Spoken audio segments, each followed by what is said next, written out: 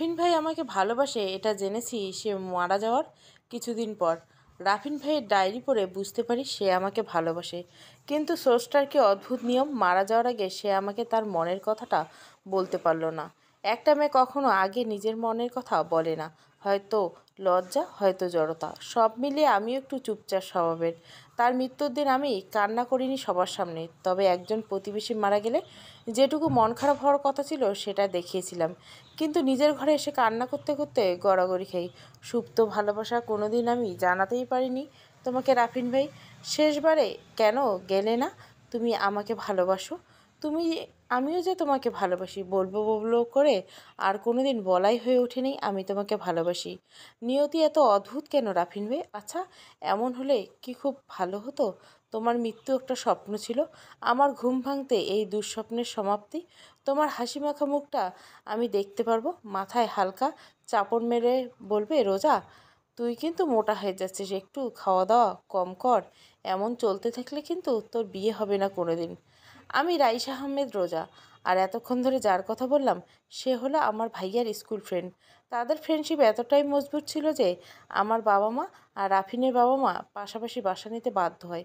কয়েকদিন আগে চাকরি ইন্টারভিউ দিতে ঢাকা গেছিল রাফিন ভাই। আসার সময় লঞ্চ ডুবিতে মারা যায় উনি। তার লাশটা আমরা খুঁজে পাইনি, বিনা লাশে তার মৃত্যুর শোক পালন করছি। রাফিন ভাইয়ের মৃত্যুতে আমার ভাইয়া একদম পাগল প্রায় হয়ে যায়, খাওয়া দাওয়া একরকম উঠে যায় তার।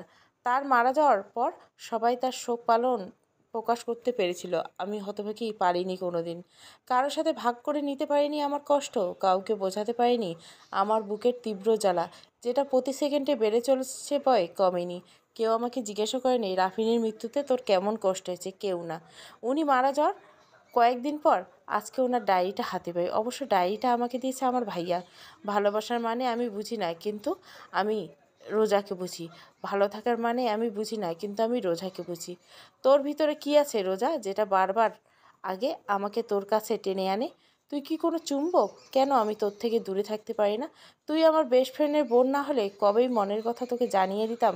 কিন্তু যদি আমি তোকে মনের কথা জানাই, তুই যদি আমাকে ভুল বুঝিস, তাহলে হয়তো আমার আর রাব্বির ফ্রেন্ডশিপটা নষ্ট হয়ে যাবে। ইউ নো হোয়াট, আমার ভালোবাসা থেকে রাব্বির গুরুত্ব আমার কাছে বেশি। তোকে ভুলে যেতে পারবো কষ্ট হলে, কিন্তু আমার বন্ধুকে ছাড়া আমি থাকতে পারবো না। তাই হয়তো মনের এই টানাপোড়েনের ভিতর কোনোদিন জানতেই পারবো না তোকে যে বুকের ভিতর একটা ঘর বানিয়েছি তোর জন্য। যেখানে বুকের ভিতর একটা ঘর বানিয়েছি তোর জন্য, সেখানে শুধু তুই থাকবি। হাজার ঝড় বাদল আসলে সেই ঘর কোনোদিন ভেঙে যাবে না, আগলে রাখবো তোকে আমার বুকের পাঁজরে। এতগুলো তো আমার স্বপ্ন, কিংবা পরিণত আল্লাহর হাতে, তিনি যা করেন তাই হবে। ভালোবাসার কথাগুলো বলাই থাক, সব ভালোবাসার প্রকাশ করার প্রয়োজন নেই। আমার ভালোবাসাটা না হয় ডায়েরিতে থাকুক। ডায়েরিটা বুকের সাথে জড়িয়ে ধরে ডুকরে কেঁদে উঠলাম, বিধাতা কি অদ্ভুত নিয়তি। আমার ভালোবাসা কোনোদিন পরিপূর্ণ হলো না তা নয়, বরং শুরুই হলো না। মাথায় ভাইয়ের হাতের স্পর্শ পেলাম, ভাইয়াকে দেখে তাকে জড়িয়ে ধরে ইচ্ছে মতো কাঁদলাম। আমার কান্নাটা যেন শেষ হচ্ছে না, কষ্টটা কমছে না আমার। ভাইয়াও কেঁদে ফেললো।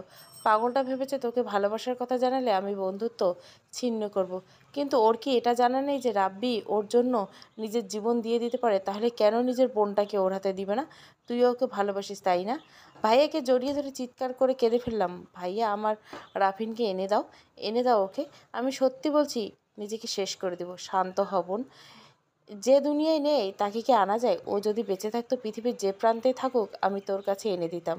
আমার হাতে কিছু নেই রে বোন, স্রষ্টার লেখা নিয়তি আমরা মানতে বাধ্য। তুই চল এখন, আমার খুব ক্ষুধে লেগেছে, একসাথে খাবো। চোখ দুটো যখন খুললাম, নিজেকে কোনো একটা হাসপাতালের বেডে আবিষ্কার করলাম। মুখে প্রচণ্ড ব্যথা হচ্ছে। লঞ্চ ডুবে যাওয়ার পর আমার আর কিছু মনে নেই, কিন্তু এখানে আসলাম কী করে, আর মুখে এত ব্যথা কেন করছে?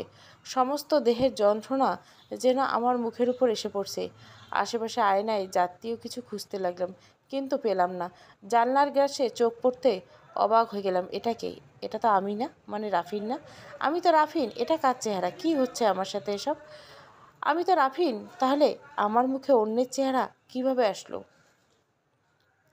প্রতিটা মানুষ অবাক হবে যখন আয়নায় নিজের জায়গায় অন্যের মুখ দেখবে। আমি হচ্ছি আল্লাহ, আমার সাথে এসব কী হচ্ছে? আর আমি আছি বা কোথায়? তুমি এখন সিঙ্গাপুরে আছো। পেছন ফিরে লোকটাকে চেনার চেষ্টা করলাম। কালো স্যুট প্যান্ট, চোখে একটা চশমা, বয়স আনুমানিক 60 ঊর্ধ্বে হবে হয়তো। ভদ্রলোক টাইপের গ্রুপের একজন তিনি। একে আমি চিনি না, তাই জিজ্ঞাসা করলাম, কে আপনি? আর আমি সিঙ্গাপুরে কিভাবে আসলাম? যতদূর জানি আমি ঢাকা থেকে বাসায় ফেরার পথে লাঞ্চও ডুবে যাই। আমরাও তোমাকে নদীতেই পাই। কয়েকজন মিলে শখ করে মাছ ধরতে গিয়েছিলাম। হঠাৎ কুলে একটা দেহ দেখতে পাই। প্রথমে ভেবেছিলাম মারা গেছে, কিন্তু গায়ে হাত দিয়ে বুঝতে পারি তখনও বেঁচে আছো। কিন্তু দুঃখের বিষয়, তোমার মুখটা খুব বাজেভাবে কেটে কুটে গিয়েছিল। তোমার চেহারা চেনার কোনো উপায় ছিল না। খবরের কাগজে দিয়েছিলাম, কিন্তু কেউ বলেনি যে তুমি তাদের পরিবারে কেউ। কিন্তু আমি এখানে কেন? দেশের বাইরে কেন নিয়ে আসলেন? দেশেও তো ট্রিটমেন্ট করা যেত। তোমার মুখে প্লাস্টিক সার্জারি তো আমাদের দেশে হয়নি, তাই এখানেই নিয়ে এসেছি। আমিও মনের কষ্টের কারণে মুখের জ্বালার কথা ভুলেই গেলাম। এ কেমন নিয়তি! আমার বন্ধু, আমার পরিবার, তারা আমাকে চিনবে কিভাবে? লোকটা খপ করে আমার হাত ধরে বলল, আমার একটা কথা রাখবে তুমি? দেখুন, আমি আপনাকে চিনি না, আপনার কি কথা সেটাও জানি না। যদি কাউকে খুন করতে বলেন, সেটা আমি কিভাবে রাখবো? আমি তোমার বাবার মতো। তোমার বয়সে একটা ছেলে ছিল আমার। কিন্তু কি হয়েছে? 6 মাস আগে একটা বিজনেস মিটিংয়ের জন্য সিঙ্গাপুর থেকে ইউএসএ যাওয়ার পথে প্লেন ক্র্যাশ করে আমার ছেলে মাহিন মারা যায়। আর ওর মাকে জানাতে পারিনি যে ছেলে মারা গেছে। হার্টের পেশেন্ট। হার্ট আর মাত্র না 15% ভালো আছে, যে কোনো দিন মারা যেতে পারে। তার মানে এখন আমাকে সিনেমার মতো তার সামনে গিয়ে আপনাদের ছেলে হওয়ার নাটক করতে হবে? তাই তো ইম্পসিবল। তুমি যত টাকা চাও আমি দেবো। 1 কোটি, 2 কোটি, 10 কোটি, কত টাকা লাগবে আমি সব দিয়ে দেবো। মানুষটা যেই কটা দিন বেঁচে আছে, তুমি একটু আমার ছেলের জায়গাটা নাও। মারা যাওয়ার দিন না হয় চলে যাও, একটুও বাধা দেবো না। কিন্তু লোকটা আমার হাত চেপে ধরে বলে, আর কোনো কিন্তু করো না বাবা, ধরে নাও। একজন স্বামী তার মৃত্যু পথের স্ত্রীকে জীবনের শেষ উপহারটা দিতে যাচ্ছে। আল্লাহ হয়তো এটাই চাই। কারণ কি জানো? আমি মাথা নাড়িয়ে না বুঝলাম। লোকটি বলল, তোমার কথা আর আমার ছেলের মাহিনের কথা একদম একরকম। আল্লাহ হয়তো এটাই চাইতো, মৃত্যুর দুয়ারে দাঁড়িয়ে থাকা একজন মানুষকে জীবনের শেষ প্রাপ্তিতে দিতে চাই। মানুষটার ইমোশনাল কথা শুনে আমি আর না করতে পারলাম না, তাই আমি তাকে হ্যাঁ বলে দিলাম। গাড়িতে বসে আছি তিনি আর আমি ব্যক্তিগত বিষয় নিয়ে কথা বলতে বলতে নাম জানতে পারলাম, ওনার নাম মালেক আহমেদ। এক্সপোর্ট ইম্পোর্টের ব্যবসা, এই জন্য উনি আর ওনার ছেলে দেশ বিদেশে ঘুরে বেড়ায়। গত কয়েকদিন আগে বাংলাদেশে গিয়েছিল বেড়াতে, কিন্তু উপরওয়ালার হয়তো এমন কিছু চেয়েছিলেন, তাই আজকে আমি দেশ ছেড়ে এখানে এ বড় একটা বাড়ির সামনে দাঁড়িয়ে আছি। দেশের বাইরে দেশে যেমন এমন একটা বাড়ি দেখে বেশ ভালো লাগলো। আমাদেরও বেশ বাইরে দেশে নিজের একটা নাম বানাতে পারবে এদের মাধ্যমে। বাড়ির ভিতরে ঢুকে কর্মচারীগুলো বিভিন্ন কাজে ব্যস্ত, মুখ ভার করে বসে আছে। সবাই আমাকে ঢুকতে দেখে কেমন একটা ভাষায় কথা বলতে লাগলো। ভার করে রাখা মুখগুলো হাসি ফুটে উঠলো। ওদের চেহারা দেখে বোঝা গেল আমাকে মাহিন ভেবেছে। মালিক ফিরে আসায় সবাই খুশি। চলো তোমার মায়ের ঘরে। ওকে। চুপ চুপ। আর আঙ্কেল না, এবার আঙ্কেল বলো না প্লিজ। তাহলে আমার ছেলে হয়ে আসো, তাহলে নিশ্চয়ই আমাকে বাবা বলে ডাকতে হবে। কয়েকদিনের জন্য বলতে হবে প্লিজ। আমি মাথা দুলিয়ে সম্মতি জানালাম। চলো তোমার মায়ের ঘরে। ঘরে গিয়ে দেখলাম একজন বৃদ্ধ মহিলা বেডে শুয়ে আছে। তার মাথার কাছে 18-19 বছর বয়সী একটা মেয়ে। আমাকে দেখে ভাইয়া বলে চিৎকার করে দৌড়ে এসে আমাকে জড়িয়ে ধরলো আর বলতে লাগলো, এতদিন কোথায় ছিলি তুই? আমাদের কথা একটুও মনে পড়ে না তোর? আমি কোনো জবাব দিতে পারলাম না, চুপ করে থাকলাম। কিছুক্ষণ পর অস্ফুট কণ্ঠে মাহিন শব্দটা কানে আসলো। বিছানায় বয়স্ক মহিলা ডাক দিচ্ছে। 1 পা 2 পা করে ওনার পাশে গিয়ে বসতেই আমার হাতটা নিজের হাতের মুঠোয় নিয়ে বলতে লাগলো, তোকে আর কোথাও যেতে দেব না বাবা। যে কয়টা দিন বেঁচে আছি তোকে আমি চোখের আড়াল হতে দিব না। তা নাহলে কবে দেখা যাবে বিজনেস মিটিংয়ে গেছিস আর তোকে শেষ দেখা না দেখেই আমি পাড়াপাড়ে চলে গেছি। আমি ওনার কথার কোনো উত্তর দিতে পারলাম না। নিজের গালের উপর কয়েক ফোঁটা পানি অনুভব করলাম। আমি কাঁদছি। এক অজানা মানুষের জন্য আমি কাঁদছি। চোখের জল মুছিয়ে দিয়ে বললাম, কেউ চিরকাল বেঁচে থাকবে না। আমি না হয় চলে যাব। তুই একদম কাঁদবি না পাগল ছেলে, একদম কাঁদবি না। অচেনা মানুষটার জন্য আমার এত অনুভূতি আমি কেন আমি নিজেই বুঝতে পারছি না। কিছু ভাঙার শব্দ শুনে দাঁড়িয়ে পড়লাম। দরজার দিকে চোখ গেল। মাহিন বলে চিৎকার দিয়েছে 23-24 বছর বয়সী একটা মেয়ে দৌড়ে এসে আমাকে জড়িয়ে ধরলো। এত অল্প সময়ে এমন কিছু ঘটে যাওয়ায় আমি পাথরের মতো দাঁড়িয়ে থাকলাম। আমি জানতাম তুমি আসবে মাহিম, তুমি আসবে বলে আমি অপেক্ষা করছি। আমার মস্তিষ্ক বলতো তোমার কিছু হয়ে গেছে, তুমি মারা গেছো। কিন্তু মন বলতো তোমার কিছু হয়নি, তুমি আসবে বলে। মন মস্তিষ্ক কথা বিশ্বাস করিনি। কথা বলতে বলতে মেয়েটা হু হু করে কেঁদে উঠলো। আমি এখন পাথর হয়ে দাঁড়িয়ে আছি। মেয়েটাকে বুক থেকে সরানোর মতো শক্তি যেন আমার দেহে নেই। একজন মাকে তার শেষ সময়ে সন্তানের অভাব পূরণ করতে এসে যদি কেউ দেখে সেই মানুষটার একটা স্ত্রী বা প্রেমিকা আছে, তখন কার কেমন লাগবে আমার জানা নেই। কিন্তু আমি আসলে বিষয়টা মেনে নিতে পারছি না। মেয়েটা কেমন বুক থেকে মাথা উঁচিয়ে আমার গালটা আলতো করে ধরে বলল, তোমাকে তো সারপ্রাইজ দেবো ভেবে ভেবে রেখেছিলাম, কিন্তু তা 6 মাস তুমি ফিরেই আসুনি দেখে আমি সারপ্রাইজড হয়ে থাকি। না চাইতে মুখ থেকে বেরিয়ে এলো, কী সারপ্রাইজ? তুমি বাবা হবে। ভাবতে পারছো কতটা এক্সাইট আমি? তোমার সন্তান আমার গর্বে। তুমি যেদিন ইউএসএ গেছিলে তার পরদিন জানতে পারি মেয়েটা প্রেগনেন্ট। হলেই বা কি, আর না হলেই বা কি, আমার দায়িত্ব শেষ হলে আমি চলে যাব। মালিক আহমেদ স্ত্রী আর এখন বলা চলে আমার মা বলল, মা মিলি, মাহিনকে রুমে নিয়ে যাও। ও হয়তো অনেক ক্লান্ত, আর হ্যাঁ, ওকে কিন্তু শাস্তি দিতে ভুলবে না, অনেকদিন আমাদের থেকে লুকিয়েছিল। মাহিনের স্ত্রী জবাব দিল, সে আর বলতে মা, ওকে আমি আজকে এমন শাস্তি দেবো যে জীবনও আমাদের ছেড়ে যাওয়ার কথা চিন্তা করবে না। উপরওয়ালা যেন আমার মুখে তালা লাগিয়ে দিয়েছিল, তা না হলে এই পরিস্থিতিতে আমি কেন কথা বলতে পারছি না। মিলি অর্থাৎ মাহিনের স্ত্রী আমার হাতটা ধরে টানতে টানতে ঘরের মধ্যে নিয়ে যায়, খাটের উপর আমাকে ধাক্কা দিয়ে আমার উপর চেপে বসে। দেখুন, আপনি এমন কিছু করবেন না যেটাতে মান সম্মান নিয়ে টানাটানি পড়ে। তুমি আমার স্বামী, আমি তোমার স্ত্রী, আমাদের ভিতরে আবার মান সম্মানই কী আছে বলো তো? এটা বলে মাহিন নিজের মুখটা আমার মুখের কাছে এগিয়ে নিয়ে আসলো। আমাকে এই অবস্থায় কিছু করতে হবে না হলে, তাই মাহিন হয়ে পরিস্থিতি কিছুটা স্বাভাবিক করার চেষ্টা করলাম। একটু জোরে কণ্ঠে বললাম, স্টপ মিলি, কী শুরু করছো? আমার একটু রেস্ট দরকার, আর তুমি কি না এসব এসব কি বলছো মাহিম? আমি তোমাকে বিরক্ত করছি নাকি? আর এমন রাগ কেন দেখাচ্ছ? I need rest. এখন আমার এসব ভালো লাগছিল না, নামো আমার উপর থেকে। মেয়েটা মন খারাপ করে আমার উপর থেকে নেমে গেল। কিন্তু আমার কিছু করার নেই। একজনের হয়ে অভিনয় করাটা খুব একটা কঠিন না, কিন্তু দায়িত্বগুলো পালন করাটা বেশ কঠিন। মেয়েটা রাগ করলে আমার কিছু করার নেই। আমি জেনে শুনে তাকে এত বড় ভুল কখনো কোনোভাবেই করতে দিব না। আমি ঘর থেকে বের হতে নিলে মিলি আমার হাতটা চেপে ধরলো। পিছন ফিরে দেখি চোখ দিয়ে অঝোরধারে জল পড়ছে। আমি জানি না তোমার কি হয়েছে মাহিন, আজকে কেন যেন মনে হচ্ছে তুমি আমাকে সহ্যই করতে পারছো না। কিন্তু আমি কোনোদিন তোমার অসহ্যের কারণ হইনি। এই মানুষটাকে আমি কিভাবে বলি যে আমি তার মাহিম না? কিভাবে বলি আমি? আমি একটু বাবার সাথে কথা বলে আসি, তারপর তোমাকে বোঝাচ্ছি কেন আমি এমন করছি। একটা বাহানা দেখে বের হয়ে এলাম। আমি ওনার কাছে সত্যটা লুকাতে চাইনি, কিন্তু সে এখন গর্ভবতী। ইচ্ছা থাকা সত্ত্বেও সত্যিটা বলতে পারছি না, কারণ এই সময় ব্রেনে চাপ পড়লে হয়তো ওনার গর্ভের সন্তান ওনার ক্ষতি হতে পারে। মালিক আহমেদের ঘরের সামনে গিয়ে বললাম, আঙ্কেল, আপনার সাথে কিছু কথা ছিল। মালিক আহমেদ স্ত্রী আর মেয়ে অবাক হয়ে আমার দিকে তাকিয়েছে। বাবাকে আঙ্কেল বলাটা তারা হয়তো আশা করেনি, কিন্তু তারা তো আসল সত্য কিছু জানে না। কিন্তু একদিন না একদিন তো তারা জানবে সব সত্য। সেই দিন মালিক আহমেদ কীভাবে সব কিছু সামাল দেবে ভেবেই আমার খারাপ লাগছে। একজন বোন যখন জানবে তার ভাই বেঁচে নেই, একজন স্ত্রী যখন জানবে তার স্বামী বেঁচে নেই, তখন তাদের মনের অবস্থা কী হবে ভাবতে পারছি না আমি। তাদের অবাক চোখে তাকানো দেখে আমি কথাটা ঘুরিয়ে নিতে বললাম, আসলে 6 মাস বাইরে ছিলাম তো, অনেকদিন বাবা ডাক্তার দেখা হয়নি, সবাইকে আঙ্কেল বা ব্রো এইভাবে চলছে, তাই বাবাকে আঙ্কেল ডেকে ফেললাম। হা হা। আমার কথা সবাই যেন তাদের সন্দেহ থেকে বের হতে পারলো না। মালিক আহমেদ বলল, চলো মাই সন, আমরা ছাদে গিয়ে কথা বলি। ছাদে? সব মেনে নিতে পারছি আঙ্কেল, কিন্তু একজন গর্ভবতী মেয়েকে তার স্বামীর জায়গাটা আমি কিভাবে দেব? একজন মানুষ সবার জায়গা নিতে পারে, ভাইয়ের জায়গা নিতে পারে, সন্তানের জায়গা নিতে পারে, কিন্তু স্বামীর জায়গা কোনোদিন নিতে পারে না। আমাকে মাফ করে দাও বাবা। আমি যদি সেই সময় তোমাকে বলতাম যে আমার একটা বৌমা আছে, তুমি হয়তো কাজটি করতে রাজি হতে না, তাই আমি বিষয়টা লুকিয়েছিলাম। আপনাকে আমি কি করে বোঝাই আমি আপনার ছেলের অভাব সবার ক্ষেত্রে পূরণ করতে পারবো না, তবু যতটুকু পারো চেষ্টা করো বাবা। এই বলে নিচে আসতে নিলাম।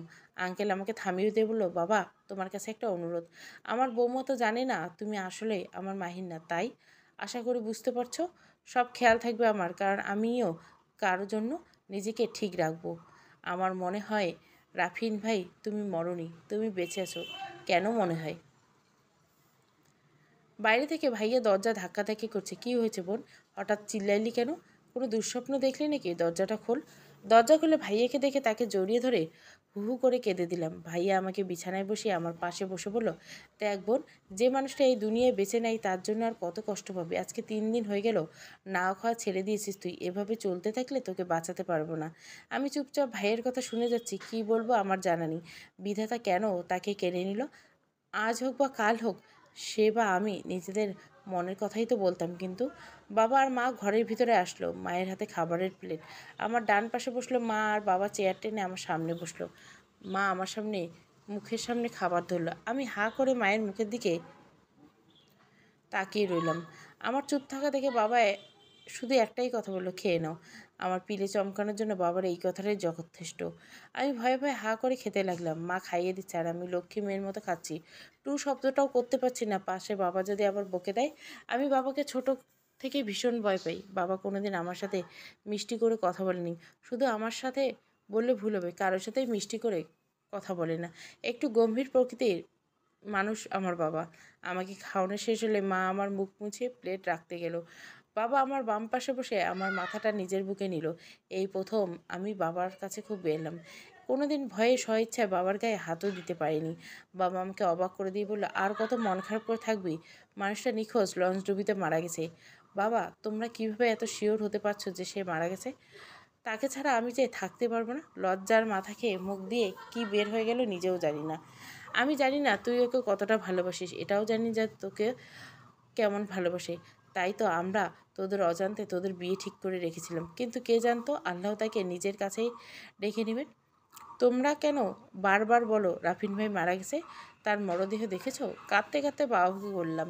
ভাই বললো, কারণ ও সাঁতার জানতো না, ওখান থেকে বেঁচে ফেরার কোনো চান্স নাই। জানি আমার প্রিয় বন্ধু লাশ কোনো মাছের পেটে চলে গেছে। তোর কষ্ট আর আমি দেখতে পাচ্ছি না। কালকে তোর স্কলারশিপ পেলে তোকে বাইরে পাঠিয়ে দেব। আমি চাই না আমার একমাত্র বোন সারা জীবন কষ্ট পাক। ভাইয়া, আমি কোথাও যাব না। এবার ভাইয়ের সাথে মাও যোগ দিল, ঘরে ঢুকতে গেল। তুই যাবি না? এখানে থাকলে রাফিনের স্মৃতি তোকে তাড়া করে বেড়াবে, যেটা আমরা কোনোভাবে মেনে নিতে পারবো না। সবার উপর কথা বল। আমি আর কিছুই বলতে পারলাম না। আসলে মানুষটা আর নেই। মনের ভিতরে মিথ্যে আশ্বাস দিয়ে তাকে বাঁচালে সে তো আর জনকে আর ফিরে পাবে না। পরদিন বিধাতা হয়তো চেয়েছিল আমি একটু ভালো থাকি, তাই হয়তো স্কলারশিপটা পেয়ে গেছি। ইউএসের এই স্কলারশিপ পেয়েছে, সব কিছু ঠিক আছে। কিন্তু একটা কথা, আমি আদৌ রাফিন ভাইকে ভুলে যেতে পারবো না? কোনোদিনও না। আমি তাকে ভালোবাসি, আর ভালোবাসাকেও ভুলে যাই। শেষ পর্যন্ত তাকে মনে রাখতে চাই। আমি চাই না আমার রাফিনকে মনে রাখতে। তাকে নিয়ে কষ্ট পেতে চাই না, তার অনুভূতিগুলো নিয়ে ভালো থাকতে চাই।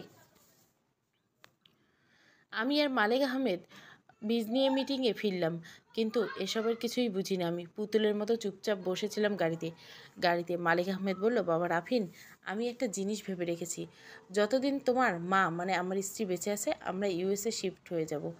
সেখানে তোমাকে কোনো সমস্যায় পড়তে হবে না। মাহিমের পরিচিত অনেকেই আমি চিনি না, তাদেরকে তোমার চেনাতে পারবো না।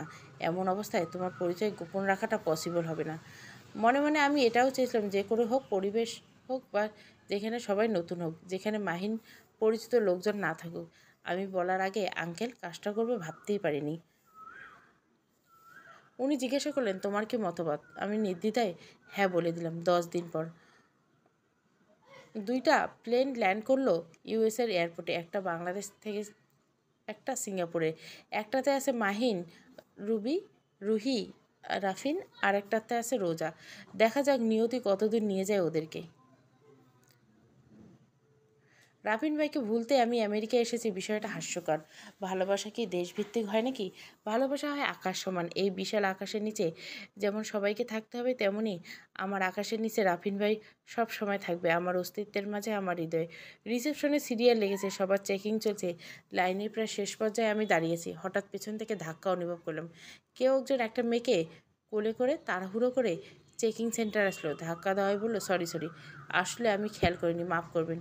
কণ্ঠটা একদম রাফিন ভাইয়ের মতো, কিন্তু চেহারাটা অন্য। কথাটা বললো খুব ব্যস্ততার সাথে, আমার দিকে তাকালো না। যাই হোক, এতে আমার কোনো মাথা ব্যথা নেই। মেয়েটা হয়তো তার ওয়াইফ হবে। আসলে তো স্ত্রী অসুস্থ থাকলে স্বামী ঠিক থাকতে পারে না, তাই হয়তো ভুলে ধাক্কা লেগে গেছে। আমিও আমার মতো লাইন ধরে রাখায় মন দিলাম। লোকটা যখন কিছু একটা এগিয়ে গেল, তখন পিছন থেকে মনে হলো রাফিন ভাই। তবে শুধু মুখটাই আলাদা। এটা তো হতেই পারে, শারীরিক গঠন এক হলেও মুখ এক হবে এমন কোনো কথা নেই। আমার সিরিয়ালে এসে পড়েছে। চেকিং রুমে প্রবেশ করি। প্লেন ল্যান্ড করার পর হঠাৎ করে মিলি, অর্থাৎ মাহিনের স্ত্রী, অসুস্থ হয়ে পড়ে।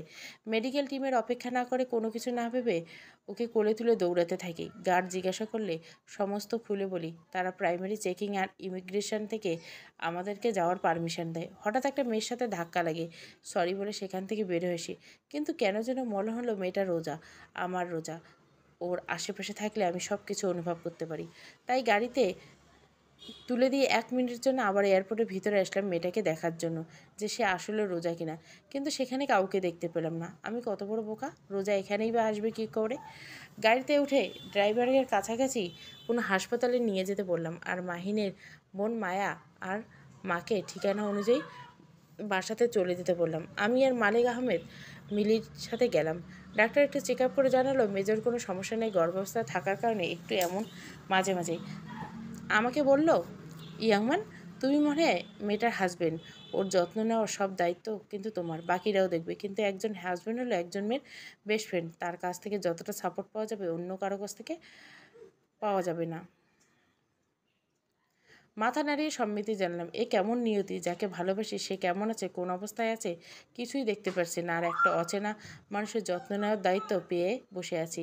মিলি আর আঙ্কেলকে নিয়ে বাসাতে পৌঁছালাম কিছুক্ষণ পর। এয়ারপোর্ট থেকে বের হয়ে বাইরে দাঁড়িয়েছি। দেশে থাকতে একটা ইউএসের মেয়ের সাথে ফ্রেন্ডশিপ হয়েছিল, ফেসবুকের নাম এলিনা। এখানে আসার কথা আছে। ঘড়ি দেখতে লাগলাম, জানি না কবে আসবে। আমার কাছে এখানকার কোনো সিম নেই যে ওকে কল দিব।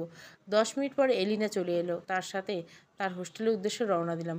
বাইরের দেশ থেকে আসার কারণে 2 দিনে এডুকেশনাল ছুটি পেয়েছে, তার থেকে রেগুলার ক্লাস করতে হবে। মনটা ভালো হয়ে গেল যখন জানতে পারলাম এলিনা সেই একই ইনস্টিটিউটে যেখানে আমি অ্যাডমিশন নিয়েছি। 3 দিন পর আজকে থেকে রোজার একাডেমিক কার্যক্রম শুরু। এলিনা আর রোজা রেডি হয়ে ক্যাম্পাসের উদ্দেশ্যে রওনা দিল। পথের মধ্যে হঠাৎ এলিনার গাড়িটা বন্ধ হয়ে যায়। রোজা জিজ্ঞাসা করে, হোয়াট হ্যাপেন এলি? বুঝতে পারছি না কি হলো, এমন তো আগে কখন হয়নি। আই এম সো সরি রোজা, আজকে আমাদের ফার্স্ট ডে আর আমার জন্য সব কিছু গরমিল হয়ে গেল। মন খারাপ করো না এলি, এসবে তোমার কোনো হাত নেই। তাছাড়া এখানে তো অনেক সময় চাই কারো কাছে লিফট চাইবো। মনটা ভালো নেই, তাই একটু ড্রাইভারকে নিয়ে বাইরে বের হয়েছিলাম। অন্যের স্ত্রীর সেবা করছি, কি অদ্ভুত দুনিয়া। হঠাৎ রাস্তার ভিতর থেকে কেউ হাত উঁচু করে ইশারা করলো গাড়ি থামবার, কিন্তু ড্রাইভার থামলো না। আমি খুব একটা গুরুত্ব দিলাম না, কিন্তু কিছু দূর যাওয়ার পর মনে হলো ওটা তো রোজা ছিল। ড্রাইভার, গাড়ি ঘোরাও জলদি। ড্রাইভার গাড়িটা ঘুরিয়ে যেই জায়গায় নিয়ে গেল, কিন্তু সেখানে কাউকে দেখতে পেলাম না। আমি 100% শিওর ওটা রোজা। আমার চোখ বরাবর ধোকা খেতে পারে না। আই ড্যাম শিওর ওটা আমার রোজা। কোথায় হারিয়ে গেলে তুমি? কোথায় খুঁজে পাবো তোকে? কিভাবে খুঁজবো তোকে?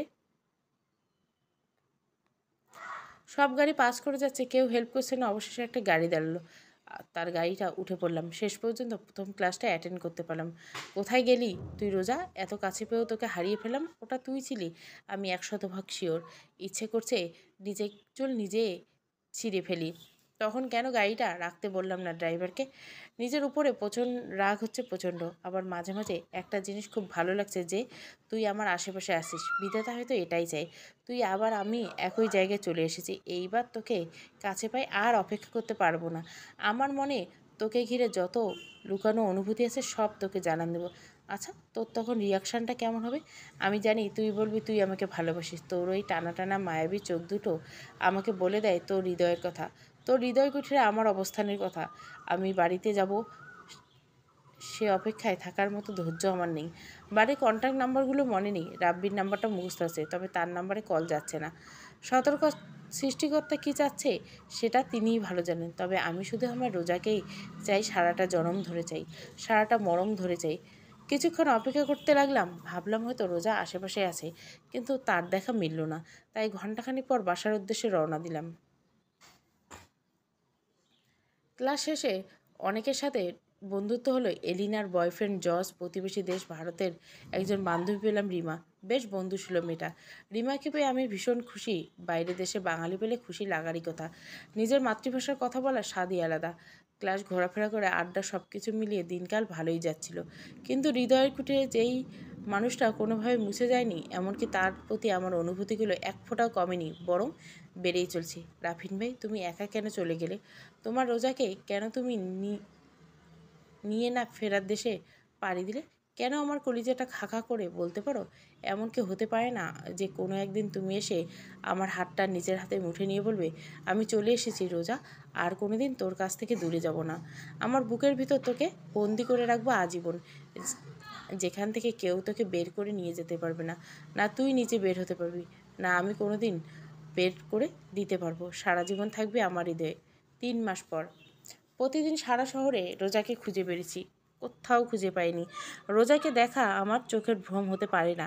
আমি সব সত্যি দেখছি। আমার চোখ ধোঁকা খেলেও মন ধোঁকা খেতে পারে না। চোখের থেকে তোকে মন দিয়ে বেশি অনুভব করছি, তাই আমি এত শিওর তুই এখানেই আছিস। এই 3 মাসে অনেক কিছু বদলে গেছে। মা মানে মালিক আহমেদের স্ত্রী মারা গেছেন। উনি যেদিন মারা যান কেন যেন মনে হচ্ছিল আমার বুক ফেটে কান্না আসছে। রক্তের সম্পর্ক না থাকা সত্ত্বেও কেন আমি সেদিন নিজের মাকে হারিয়েছিলাম। মনে হয়নি আমি একটা অভিনয় জগতে আছি যেখানে কেউ আমার আপন না। কিন্তু তার মারা যাওয়ার দিন ভীষণ কেঁদেছিলাম। হয়তো মিথ্যা অভিনয় করতে করতে সত্যিকারে মা বানিয়ে ফেলছিলাম। রাইমাকে বোন আর মালেক আহমেদকে বাবা আর মিলি না, তাকে নিয়ে কিছুই ভাবিনি। না সে আমাকে হতে পেরেছে। মারা যাওয়ার পর থেকে তাকে আর আমার আশেপাশে দেখি না। আর রাতের ঘুম বরাবরের মতো আলাদা ঘরে হয়ে থাকে। একদিন বাইরে থেকে এসে দেখলাম মিলি ফ্লোরে পড়ে আছে আর রক্তে ভেসে যাচ্ছে সমস্ত ফ্লোর। মিলি বলে জোরে চিৎকার করে উঠলাম। মিলি নিভু নিভু চোখে আমার দিকে হাত বাড়িয়ে দিল। মাহিন, আমার খুব কষ্ট হচ্ছে, আমার বাবুটা যেন কিছু না হয়। তুমি আমার বাবুটাকে দেখো। আমি দ্রুত পায়ে গিয়ে মিলিকে কোলে তুলে গাড়িতে উঠাই। হাতে আর পায়ে মালিশ করতে করতে যেন জ্ঞান না হারে। 15 মিনিটের মাথায় হাসপাতালে পৌঁছাই।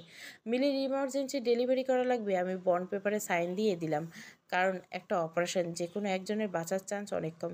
মিলিতে নিয়ে ওটিতে চলে যাওয়ার সময় মিলি অদ্ভুতভাবে আমার দিকে তাকিয়েছিল, যেন কিছু বলতে চায়। ওর চোখের ভাষা আমি পড়তে পারিনি। ছোট্ট একটা অ্যাক্সিডেন্টে এলিনার হাত কেটে যায়। ওকে নিয়ে হাসপাতালে রওনা দিই। ব্যান্ডেজ শেষে ওয়েটিং রুমে বসে আছি। ডাক্তার ওষুধ লিখে দেবে সেই জন্য। হঠাৎ আমার হাতটা কারো হাতের ভিতর অনুভব করলাম।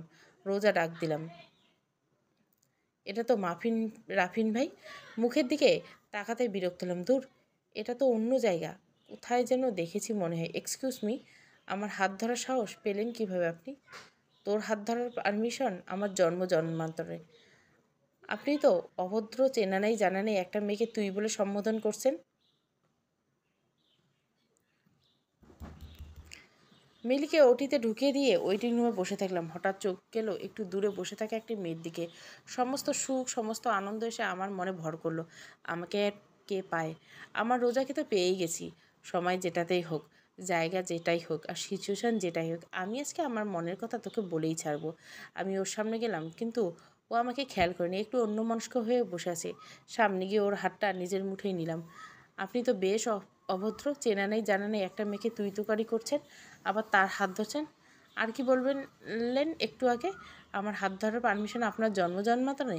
এই পারমিশনটা আপনাকে কে দিছে? নাকি রাতের ঘুমের ঘরে স্বপ্ন দেখে এসে হাত ধরছেন? গার্ডকে ডেকে এখনই আপনাকে পিটুনি খাওয়াবো কিন্তু।